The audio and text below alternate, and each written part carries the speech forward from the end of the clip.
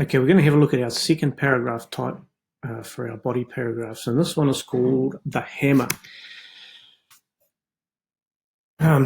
We're also going to have a look at how we can adapt this paragraph type for the curious incident of the dog in the nighttime, and we're going to just sort of carry on a little bit with looking at that same sentence. Now, okay, the imagery really is just about driving home your point like a nail. And what we'll do is start off with 3 sentences delivering the facts. Okay, hit your reader with one sentence after the other, showing your knowledge. Use specific details.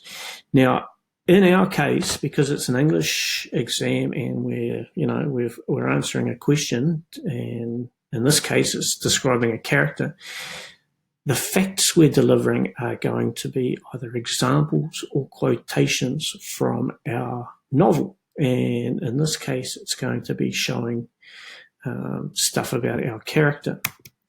And of course, we're going to give some explanation of how that impacts the situation. Okay, now I've started off with our question for reference. We're talking about our character, how that character changes, and how that change was important to the text as a whole. And so we're going to start off with our first 3 facts, examples, quotes. I find people confusing, says Christopher in the initial pages of the novel. He explains that his brain is like a bread slicing machine. Here's our other quote. And sometimes the slicer is not working fast enough and the bread keeps coming and there is a blockage. Christopher lists his behavioural problems and includes screaming, groaning, and smashing things when I am angry and confused.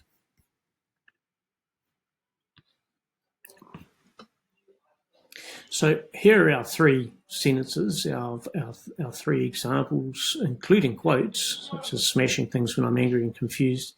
And then we've got a couple of sentences that explain the impact of that stuff.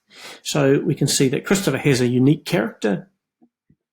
He needs to change later in the novel to see his mother, but change is especially challenging because of his Asperger's condition. He needs to get out of his comfort zone and through a busy train station asking people for directions and reacting to confrontation and other challenges.